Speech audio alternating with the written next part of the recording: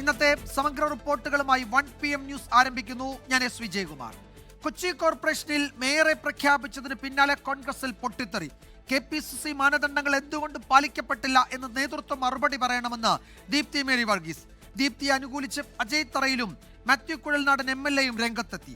Party വേദികളിൽ ചർച്ചയാകാമെന്ന് AICC general secretary KC Venugopal. അതേസമയം deputy മേയറെ പ്രഖ്യാപിച്ചതിൽ Congress രാഷ്ട്രീയ മര്യാദ കാണിച്ചില്ലെന്ന് മുസ്ലിം ലീഗും കുറ്റപ്പെടുത്തി. കൊച്ചി മേയർ പദത്തിലേക്ക് KPCC general secretary Deepthi Mary വർഗീസിനെ പരിഗണിക്കാത്തതിനെ ചൊല്ലി കോൺഗ്രസിലുള്ള ഭിന്നത രൂക്ഷമായി. AI ഗ്രൂപ്പുകളുടെ നേതാക്കൾ ചേർന്ന് ദീപ്തിയെ വെട്ടി എന്നുള്ളതാണ് പൊതുവികാരം.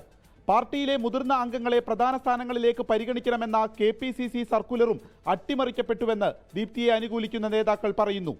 തിരഞ്ഞെടുപ്പിൽ തന്നോട് നേതൃത്വം നൽകാൻ പറഞ്ഞത് പ്രതിപക്ഷ നേതാവാണെന്നും തനിക്ക് കൗൺസിലർമാരുടെ പിന്തുണയില്ല എന്ന് പറയുന്നത് അംഗീകരിക്കാനാകില്ലെന്നും ദീപ്തി മേരി വർഗീസ്. ഓപ്പൺ ആയിട്ട് ആളുകളോട് ചോദിച്ചത് തന്നെ അതിൻ്റെ അവർക്കുള്ള സ്വാതന്ത്ര്യം, വോട്ട് അവർക്ക് പിന്തുണ നൽകാനുള്ള സ്വാതന്ത്ര്യത്തെ ബാധിച്ചു എന്നാണ് കരുതേണ്ടത്. ആ ഒരു പ്രോസസ്സ് നടന്ന കാര്യത്തിൽ ചില അപാകതകൾ സംഭവിച്ചിട്ടുണ്ട്. അത് ഞാൻ KPCC പ്രസിഡന്റിനെ അറിയിച്ചിട്ടുമുണ്ട്. പുതിയ പവർ ഗ്രൂപ്പ് രൂപപ്പെട്ടുവെന്ന് DCC അധ്യക്ഷൻ മുഹമ്മദ് ഷിയാസിനെതിരെ ആഞ്ഞടിച്ച് അജയ് തറയിൽ രംഗത്തു വന്നു. ദീപ്തിയെ മേയറാക്കാതിരിക്കാനുള്ള ഒരു അജണ്ട ഇവിടെ ഓപ്പറേറ്റ് ചെയ്തത് ആരാണെന്ന് എനിക്കറിയത്തില്ല. ഒരു പുതിയ ഗ്രൂപ്പ് സംവിധാനം ഇതൊക്കെയാണ് ഇവിടെ ഉണ്ടായത്.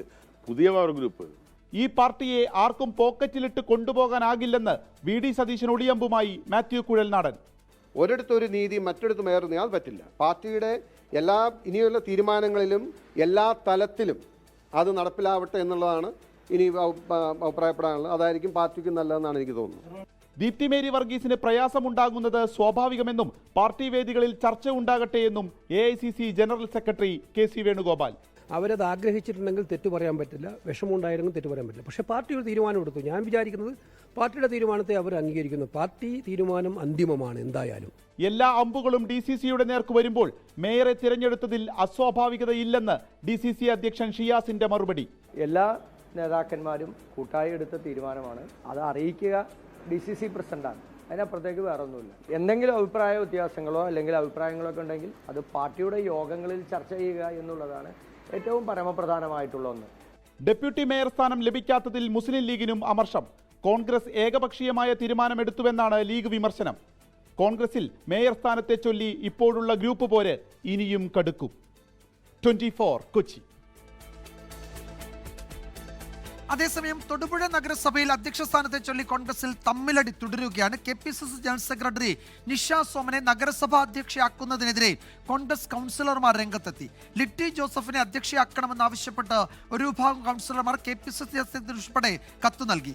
തമ്മിലടി തുടർന്നാൽ നഗരസഭാ അധ്യക്ഷ സ്ഥാനം ആദ്യത്തെ മുസ്ലിം ലീഗിന് നൽകി സമവായത്തിലെത്തുന്നതിനെക്കുറിച്ചും UDFൽ ചർച്ച നടക്കുന്നുണ്ട്.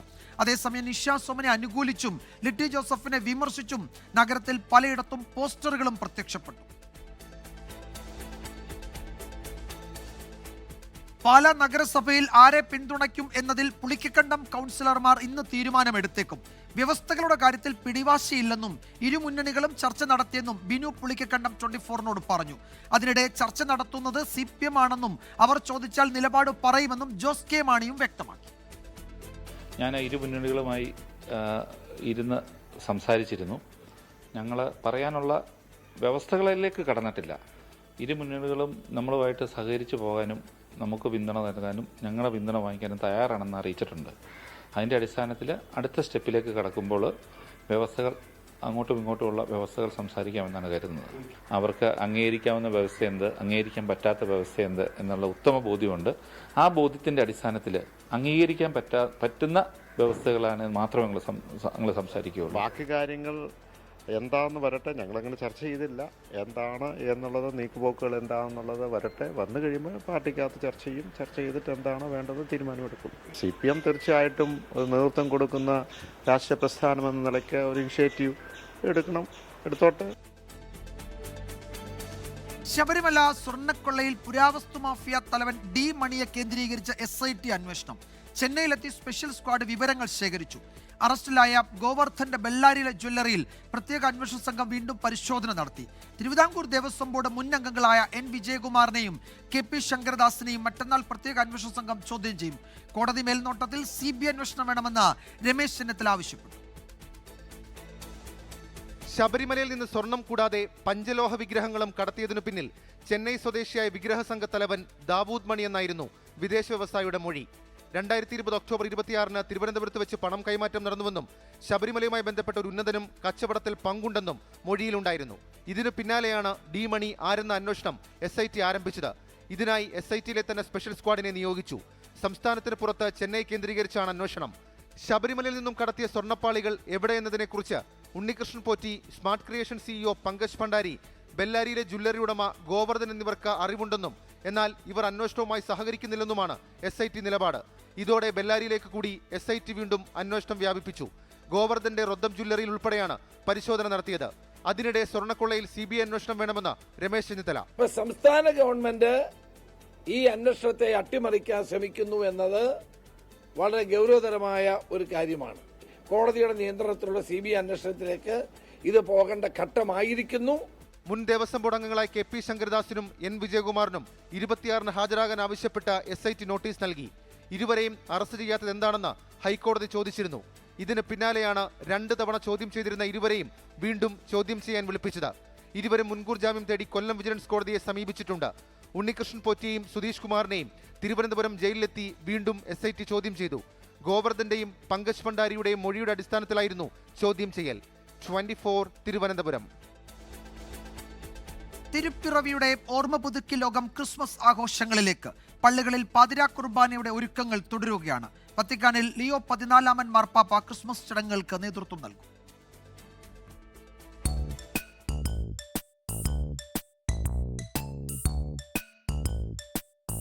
ഭൂമിയിൽ സ്നേഹത്തിന്റെയും പ്രത്യാശയുടെയും വെളിച്ചം. മിന്നിത്തിളങ്ങുന്ന നക്ഷത്രങ്ങളും ക്രിസ്മസ് ട്രീകളും പുൽക്കൂടും തോരണങ്ങളും. ചുവട് വെച്ചെത്തുന്ന സാന്റമാരും ഈണമിട്ട് കാരൽ സംഘവും. സമാധാനത്തിന്റെയും പ്രതീക്ഷയുടെയും സന്ദേശവുമായി വീണ്ടും ഒരു ക്രിസ്മസ് കൂടി. പ്രകാശം മനസ്സിന്, അന്ധകാരത്തിൽ നിന്ന് വിടുതല്, വെളിച്ചത്തെ കാണുമ്പോഴുള്ള പ്രതീക്ഷ, അന്ധകാരത്തിൽ നിന്നുള്ള ഒരു മോചനം ലഭിച്ചു എന്നൊരു ഉറപ്പ്, ഇനി മുന്നോട്ട് പോകാനുള്ള കാഴ്ച, ഇതെല്ലാം ഒരുപോലെ നമുക്ക് സമ്മാനിക്കാം. യേശുക്രിസ്തുവിന്റെ ജനനം, യേശുക്രിസ്തുവിന്റെ ജീവിതം ചുറ്റുപാടുമുള്ളവരുടെ ജീവിതവുമായി ചേർത്ത് പരിശോധിക്കുമ്പോൾ എത്ര വലിയ പ്രതീക്ഷയും പ്രത്യാശയുമാണ് നൽകിയത്. മനുഷ്യപുത്രന്റെ തിരുപ്പിറവിയുടെ ഓർമ്മ കെങ്കേമമാക്കുകയാണ് നാട്. മാർക്കറ്റുകളിൽ തിരക്ക്. എല്ലാ വർഷം ക്രിസ്മസ് ഉണ്ടെങ്കിൽ എല്ലാം മാറ്റി വെച്ചത് ഇവിടെ മാർക്കറ്റിലുണ്ടാവും. ഞങ്ങൾ നല്ല അടിപൊളിയായിട്ട് പോകുന്നു. ക്രിസ്മസ് ഒക്കെ സൂപ്പറായിട്ട്. മാർക്കറ്റിൽ അതിനുള്ള തിരക്കുണ്ട്. പുലർച്ചെ 3 മണിക്ക് എന്നുള്ള കച്ചവടമാണ്. ജനം വന്നുകൊണ്ടേ ഇരിക്കുന്നതാണ്. ഇനി വൈകിട്ട് ജോലി കഴിഞ്ഞ ആൾക്കാർ ഇഷ്ടം പോലെ കയറും. നക്ഷത്ര വിളക്കുകളും പുൽക്കൂടുമൊരുക്കി ക്രിസ്മസിനെ വരവേൽക്കാൻ ക്രൈസ്തവ ഭവനങ്ങൾ നേരത്തെ ഒരുങ്ങി. പാതിരാ കുർബാനയ്ക്ക് ദേവാലയങ്ങളും തയ്യാർ. എല്ലാ വർഷവും പതിവുള്ളതുപോലെ ഈ ദേവാലയത്തിൽ ഈ കഴിഞ്ഞ 25 ദിവസങ്ങളായിട്ട് എല്ലാ നമ്മുടെ ട്രഡീഷൻ അനുസരിച്ച് ആത്മീയമായിട്ട് ജനങ്ങളെല്ലാം ഒരുങ്ങിക്കൊണ്ടിരിക്കുകയായിരുന്നു. ഈ അവസാന ദിവസങ്ങളിൽ കൂടുതൽ ബാഹ്യമായിട്ടുള്ള ആഘോഷങ്ങളിലേക്ക് ഞങ്ങൾ കടന്നിരിക്കുകയാണ്. വത്തിക്കാനിൽ ക്രിസ്മസ് ചടങ്ങുകൾക്ക് ലിയോ 14 മാർപ്പാപ്പ നേതൃത്വം നൽകും. വിശ്വാസികളെ അഭിസംബോധന ചെയ്ത് മാർപ്പാപ്പ ക്രിസ്മസ് സന്ദേശം നൽകും. മാർപ്പാപ്പയായ ശേഷം ലിയോ 14 ആദ്യ ക്രിസ്മസ് ആഘോഷമാണ് ഇത്തവണ. News desk 24. പാലക്കാട് പുതുശ്ശേരിയിൽ കരോൾ സംഘത്തിന് നേരെയുണ്ടായ ആക്രമണത്തിൽ RSSനും BJPക്കുമെതിരെ വിമർശനം കടുപ്പിച്ച് കോൺഗ്രസും CPMും. BJP നേതാക്കളുടെ അധിക്ഷേപം വേദനിപ്പിച്ചെന്ന് ആക്രമണം നേരിട്ട കുട്ടികളുടെ രക്ഷിതാക്കൾ പ്രതികരിച്ചു. പുതുശ്ശേരിയിൽ DYFIയും യൂത്ത് കോൺഗ്രസും കരോൾ സംഘടിപ്പിക്കും. പാലക്കാട് പുതുശ്ശേരിയിൽ വിദ്യാർത്ഥികൾ സംഘടിപ്പിച്ച കാരളിനിടെയാണ് RSS പ്രവർത്തകൻ ആക്രമണം നടത്തിയത്. കാരൾ സംഘം മദ്യപിച്ചിരുന്നെന്നായിരുന്നു സംഭവത്തിൽ BJP സംസ്ഥാന ഉപാധ്യക്ഷൻ C കൃഷ്ണകുമാറിന്റെ പ്രതികരണം. ആക്രമണത്തെക്കാൾ വേദനിപ്പിച്ചത് BJP നേതാക്കളുടെ അധിക്ഷേപമെന്നായിരുന്നു കുട്ടികളുടെ മാതാപിതാക്കളുടെ പ്രതികരണം. 11, 12, 13 ഈ വയസ്സുള്ള കുട്ടികൾ 5ാം ക്ലാസ് മുതൽ 9ാം ക്ലാസ് വരെയുള്ള കുട്ടികളായിരുന്നു ഈ കരോൾ സംഘത്തിലുണ്ടായിരുന്നത്. ഞങ്ങൾ ഒരു മക്കളെ വളർത്തുന്നത് ഒരു ക്രിമിനൽ സംഘമാക്കാൻ വേണ്ടിയിട്ടൊന്നും അല്ലല്ലോ. കാരണം ഇവരൊക്കെ അങ്ങനെയാണ് നടത്തിയെന്നുള്ളത് നമുക്കറിയില്ല. ഇങ്ങനെ പറയുമ്പോൾ ആൾക്ക് സ്വാഭാവികമായിട്ട് ബുദ്ധിമുട്ടല്ലേ. അവർ സ്കൂളിലൊക്കെ പോകുന്ന കുട്ടികളല്ലേ. പാലക്കാട്ടെ മതസൗഹാർദ്ദം തകർക്കാനാണ് BJP ശ്രമമെന്ന് DCC അധ്യക്ഷൻ A തങ്കപ്പൻ ആരോപിച്ചു. BJP തുടർച്ചയായി ക്രൈസ്തവരെ ആക്രമിക്കുകയാണെന്ന് KPCC general secretary Sandeep Warrier. ആ കരോൾ സംഘത്തിൽപ്പെട്ട കുട്ടികളെ പോലും ആക്ഷേപിക്കുകയും അവരെ മദ്യപാനികളെന്ന് വിളിക്കുകയും ചെയ്തിട്ടുള്ള BJP നേതാക്കൾക്കെതിരെ കേസെടുക്കാൻ സംസ്ഥാനത്തെ ബാലാവകാശ കമ്മീഷൻ അടക്കമുള്ളവർ തയ്യാറാകേണ്ടതാണ്. ആക്രമണം നടന്ന പുതുശ്ശേരിയിൽ യൂത്ത് കോൺഗ്രസ് ഇന്ന് സ്നേഹക്കാരൽ നടത്തും. കേരളത്തിലെ തൊഗാഡിയാണ് സി കൃഷ്ണകുമാറെന്ന് ഡിവൈഎഫ്ഐ ആരോപിച്ചു. തങ്ങളുടെ 25,000 യൂണിറ്റുകളിൽ കാറൽ നടത്തുമെന്നും ഡിവൈഎഫ്ഐ പ്രഖ്യാപിച്ചു.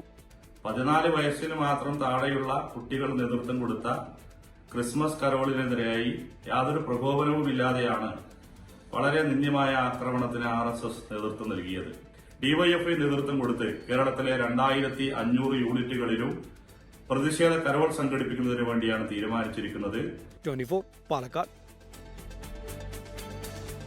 ക്രിസ്മസ് ആഘോഷങ്ങൾക്കിടെ രാജ്യത്ത് വിവിധയിടങ്ങളിൽ ക്രൈസ്തവ വിഭാഗങ്ങൾക്ക് നേരെയുണ്ടായ അതിക്രമങ്ങളെ അപലപിച്ച് ശിറോ മലങ്കര സഭാധ്യക്ഷൻ മേജർ ആർച്ച് ബിഷപ്പ് കർദിനാൾ ബസേലിയോസ് മാർ ക്ലീമീസ് കാതോലിക്ക ബാവ.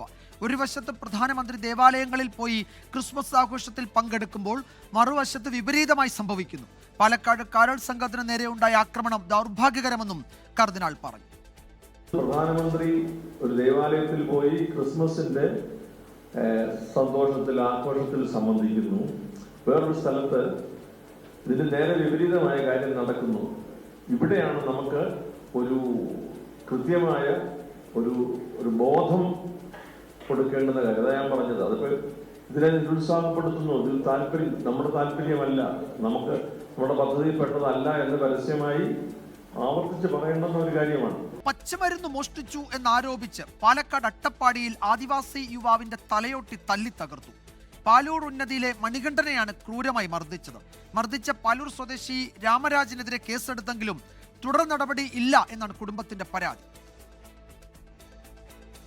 ഇക്കഴിഞ്ഞ 7-ാം തീയതിയാണ് മണികണ്ഠനെ രാമരാജ് ക്രൂരമായി മർദ്ദിച്ചത്. ബലം പ്രയോഗിച്ച് പാലൂരിലെ ഒഴിഞ്ഞ മുറിയിൽ കൊണ്ടുപോയി ക്രൂരമായി മർദ്ദിച്ച് തലയോട്ടി തല്ലി തകർത്തു.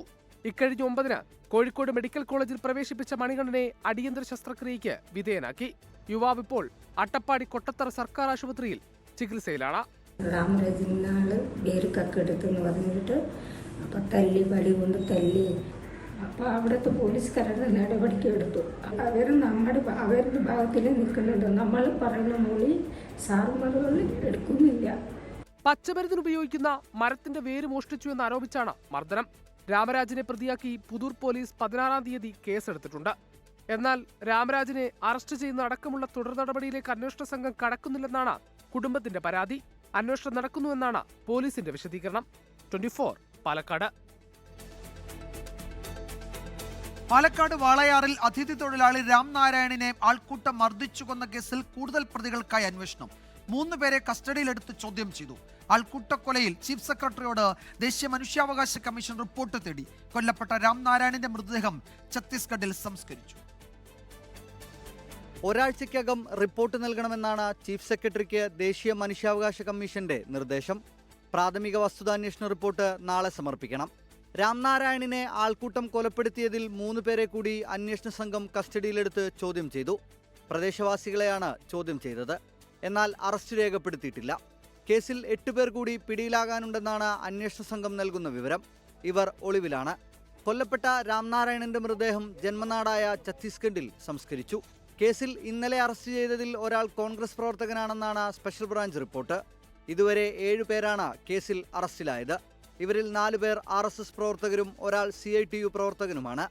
ഇക്കഴിഞ്ഞ 17-നായിരുന്നു അതിഥി തൊഴിലാളിയെ മോഷണക്കുറ്റം ആരോപിച്ച ആൾക്കൂട്ടം മർദ്ദിച്ച് കൊലപ്പെടുത്തിയത്. 24 പാലക്കാട്. ചലച്ചിത്ര പ്രവർത്തകയെ അപമാനിച്ചെന്ന കേസിൽ സംവിധായകനും മുൻ MLAയുമായ PT കുഞ്ഞുമുഹമ്മദിനെ അറസ്റ്റ് രേഖപ്പെടുത്തി വിട്ടയച്ചു. ഇന്നലെ തിരുവനന്തപുരം കന്റോൺമെന്റ് പോലീസ് സ്റ്റേഷനിലാണ് അറസ്റ്റ് രേഖപ്പെടുത്തിയത്. കേസിൽ PT കുഞ്ഞുമുഹമ്മദിന് കോടതി മുൻകൂർ ജാമ്യം അനുവദിച്ചിരുന്നു. ഇന്നലെ രാവിലെയാണ് CPIM സഹയാത്രികനും സംവിധായകനുമായ PT കുഞ്ഞുമുഹമ്മദ് കന്റോൺമെന്റ് സ്റ്റേഷനിൽ ഹാജരായത്. കുഞ്ഞുമുഹമ്മദിന് കോടതി നേരത്തെ മുൻകൂർ ജാമ്യം നൽകിയിരുന്നു. കോടതി നിർദ്ദേശപ്രകാരം സ്റ്റേഷൻ ജാമ്യത്തിലാണ് കുഞ്ഞുമുഹമ്മദിനെ വിട്ടയച്ചത്. അറസ്റ്റ് രേഖപ്പെടുത്തിയ ശേഷം പോലീസ് വിശദമായി ചോദ്യം ചെയ്തു. കുറ്റം നിഷേധിച്ച PT കുഞ്ഞുമുഹമ്മദ് ചലച്ചിത്ര പ്രവർത്തകയോട് അപമര്യാദയായി പെരുമാറിയിട്ടില്ലെന്ന നിലപാട് ആവർത്തിച്ചു. എല്ലാ മാസവും 2-ാം ശനിയാഴ്ച സ്റ്റേഷനിൽ ഹാജരാകണമെന്ന ഉപാധിയോടെയാണ് ജാമ്യം അനുവദിച്ചത്. കേരള രാജ്യാന്തര ചലച്ചിത്രമേളയിലേക്കുള്ള സിനിമകളുടെ സെലക്ഷനിടെ ജൂറി അംഗമായ സ്ത്രീയോട് ഹോട്ടൽ മുറിയിൽ വെച്ച് മോശമായി പെരുമാറിയെന്നാണ് കേസ്. 24 തിരുവനന്തപുരം. പക്ഷിപ്പനി സ്ഥിരീകരിച്ചതോടെ ആലപ്പുഴയിൽ 20,000-ഓളം പക്ഷികളെ കൊന്നൊടുക്കും. ജില്ലാ ഭരണകൂടത്തിന്റേതാണ് അടിയന്തര നടപടി. കൂടുതൽ ഇടങ്ങളിലേക്ക് രോഗം പടരാതിരിക്കാനുള്ള മുൻകരുതലുകൾ സ്വീകരിച്ചതായി ആരോഗ്യമന്ത്രി വീണ ജോർജ് വ്യക്തമാക്കി. ആലപ്പുഴയിൽ മാത്രം രോഗബാധ സ്ഥിരീകരിച്ച പ്രദേശങ്ങളുടെ 1 കിലോമീറ്റർ ചുറ്റളവിലുള്ള 19,811 പക്ഷികളെയാണ് കൊന്നൊടുക്കുക. കോഴി, താറാവ്, കാട എന്നിവ ഇതിലുൾപ്പെടും. താറാവുകളിലും കാടകളിലുമാണ് ആലപ്പുഴയിൽ രോഗം സ്ഥിരീകരിച്ചത്. കോഴികളിലെ രോഗബാധ കണ്ടെത്തിയത് കോട്ടയത്തും. ക്രിസ്മസ് പുതുവത്സരാഘോഷങ്ങൾ ലക്ഷ്യം വെച്ച് വളർത്തിയ ആയിരക്കണക്കിന് താറാവുകളെ കൊന്നൊടുക്കുന്നതോടെ കർഷകർ വൻ പ്രതിസന്ധിയിലായി. കൂടുതൽ പക്ഷികളിലേക്ക് രോഗബാധ പടരാതിരിക്കാൻ മുൻകരുതലുകൾ സ്വീകരിച്ചെന്ന് ആരോഗ്യമന്ത്രി വീണ ജോർജ്. മൃഗസംരക്ഷണ വകുപ്പ് പക്ഷികൾ മറ്റു ഫാമുകളിലേക്ക് അത് പടരുന്നില്ല എന്നുള്ളത് ഉറപ്പാക്കുന്നതിന് വേണ്ടിയുള്ള നടപടികൾ സ്വീകരിക്കുന്നുണ്ട്. ആരോഗ്യ വകുപ്പ് മനുഷ്യരിലേക്ക് പക്ഷിപ്പനി പകരാതിരിക്കുന്നതിന് വേണ്ടിയിട്ടുള്ള പ്രവർത്തനങ്ങൾ നടത്തുന്നുണ്ട്. പക്ഷിപ്പനി മനുഷ്യരിലേക്ക് വ്യാപിക്കാതിരിക്കാൻ കർശന ജാഗ്രതാ നിർദ്ദേശമാണ് നൽകിയിരിക്കുന്നത്. പ്രാദേശിക തലത്തിൽ ആരോഗ്യ പ്രവർത്തകർ പൊതുജനങ്ങളെ ബോധവാന്മാരാക്കും. ഗുരുതരമായ ന്യൂമോണിയ ബാധിച്ച ആളുകളുടെ സാമ്പിളുകൾ എടുത്ത് പരിശോധിക്കാനും ആരോഗ്യവകുപ്പ് നിർദ്ദേശം നൽകി. 24 ആലപ്പുഴ. ഇനി ശബരിമല വാർത്തകൾ. ശരണം സന്നിധാനം. ശരണം സന്നിധാനം co powered by Ramesh RG നല്ലെണ്ണ. ആർജിക്കാം നല്ലൊരു പ്രാർത്ഥനാശീലം. കളർ മങ്ങാത്ത വൃത്തി. ലേക്രോൾ കാർ ഷാംപൂ. തരിതരിയായ GRB നെയ്. പ്യുവറാണ്, അത് ഷുവറാണ്. Co sponsored by BLM Kerala, Tamil Nadu, Pondicherry. മണ്ഡലപൂജയ്ക്ക് 2 ദിവസം മാത്രം ബാക്കി നിൽക്കെ ശബരിമലയിൽ വൻ ഭക്തജന തിരക്ക്. ഉച്ചവരെ ദർശനം നടത്തിയവരുടെ എണ്ണം 1,00,000 കടന്നു. മണ്ഡലപൂജയോടനുബന്ധിച്ച് 26, 27 തീയതികളിൽ ശബരിമല ദർശനത്തിന് നിയന്ത്രണം ഏർപ്പെടുത്തി. സ്പോട്ട് ബുക്കിംഗ് 2,000-ആയി നിജപ്പെടുത്തി. മറ്റന്നാൾ 30,000 പേരെയും മണ്ഡലപൂജ നടക്കുന്ന ശനിയാഴ്ച 35,000 പേരെയും മാത്രമാകും വെർച്വൽ ക്യൂ വഴി അനുവദിക്കുക. വെള്ളിയാഴ്ചയാണ് തങ്കയങ്കി ചാർത്തി ദീപാരാധന. ഇന്ത്യ നിലപാട് കടുപ്പിച്ചതോടെ അനുരഞ്ജന ശ്രമവുമായി ബംഗ്ലാദേശ്. ഇന്ത്യയുമായി ഉഭയകക്ഷി ബന്ധം ശക്തിപ്പെടുത്തുന്നതിലാണ് ശ്രദ്ധയെന്ന് ഇടക്കാല സർക്കാരിലെ ധനകാര്യ ഉപദേഷ്ടാവ് പ്രതികരിച്ചു. ബംഗ്ലാദേശ് ഹൈക്കമ്മീഷണറെ ഇന്ത്യ വീണ്ടും വിളിച്ചു വരുത്തി. ബംഗ്ലാദേശിൽ ഹിന്ദു യുവാവ് ആൾക്കൂട്ട കൊലപാതകത്തിന് ഇരയായതിന് പിന്നാലെയാണ് ഇന്ത്യ ബംഗ്ലാദേശ് ബന്ധം കൂടുതൽ വഷളായത്. നയതന്ത്ര കാര്യാലയങ്ങൾക്ക് മുന്നിൽ പ്രതിഷേധം ആളിക്കത്തുന്നതിനിടെയാണ് ബംഗ്ലാദേശിന്റെ അനുരഞ്ജന ശ്രമം. ഇന്ത്യയുമായുള്ള ബന്ധം വഷളാക്കാൻ ഉദ്ദേശിക്കുന്നില്ലെന്നും ഉഭയകക്ഷി ബന്ധം ശക്തിപ്പെടുത്തുന്നതിലാണ് ശ്രദ്ധയെന്നും ഇടക്കാല സർക്കാരിന്റെ ധനകാര്യ ഉപദേഷ്ടാവ് സാലഹുദ്ദീൻ അഹമ്മദ് വ്യക്തമാക്കി. ബന്ധം സാധാരണ നിലയിലാക്കാനുള്ള ശ്രമത്തിലാണ് മുഹമ്മദ് യൂനുസിന്റെ നേതൃത്വത്തിലുള്ള ഇടക്കാല സർക്കാർ. ഇന്ത്യയിൽ നിന്നും 50,000 മെട്രിക് ടൺ അരി ഇറക്കുമതി ചെയ്യാൻ ബംഗ്ലാദേശ് തീരുമാനിച്ചതായും സാലഹുദ്ദീൻ പറഞ്ഞു. അതിനിടെ ബംഗ്ലാദേശ് ഹൈക്കമ്മീഷണർ റിയാസ് ഹമീദുള്ളയെ ഇന്ത്യ വീണ്ടും വിളിച്ചു വരുത്തി. ഇന്ത്യൻ ഹൈക്കമ്മീഷണറെ ബംഗ്ലാദേശ് വിളിപ്പിച്ചതിന് പിന്നാലെയായിരുന്നു നീക്കം. ബംഗ്ലാദേശിൽ ആൾക്കൂട്ടം കൊലപ്പെടുത്തിയ ദീപു ചന്ദ്രദാസിന്റെ കുടുംബത്തെ ബംഗ്ലാദേശിലെ ഇടക്കാല സർക്കാരിന്റെ വിദ്യാഭ്യാസ ഉപദേഷ്ടാവ് CR അബ്രാർ സന്ദർശിച്ചു. ഇൻഗുലാബ് മഞ്ച് പാർട്ടി നേതാവ് ഷെരീഫ് ഉസ്മാൻ ഹാദിയുടെ കൊലപാതകത്തിന് പിന്നിൽ അധികാരത്തിലുള്ളവരാണെന്നും തെരഞ്ഞെടുപ്പ് അട്ടിമറിക്കാനാണ് ഉദ്ദേശമെന്നും ഷെരീഫ് ഉസ്മാൻ ഹാദിയുടെ സഹോദരൻ ആരോപിച്ചു. 24 ഡൽഹി. അമേരിക്കയിലെ വിസ്കോൺസണിൽ മലയാളികളുടെ സജീവ കൂട്ടായ്മയായ വിസ്മയുടെ നേതൃത്വത്തിൽ ക്രിസ്മസ് ന്യൂ ഇയർ ആഘോഷങ്ങൾ നടന്നു.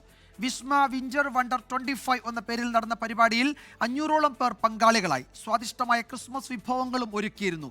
സന്തോഷത്തിന്റെയും സൗഹൃദത്തിന്റെയും ഓർമ്മകൾ സമ്മാനിച്ച് സാന്റാക്ലോസ് എത്തിയത് പരിപാടിയുടെ മാറ്റുകൂട്ടി.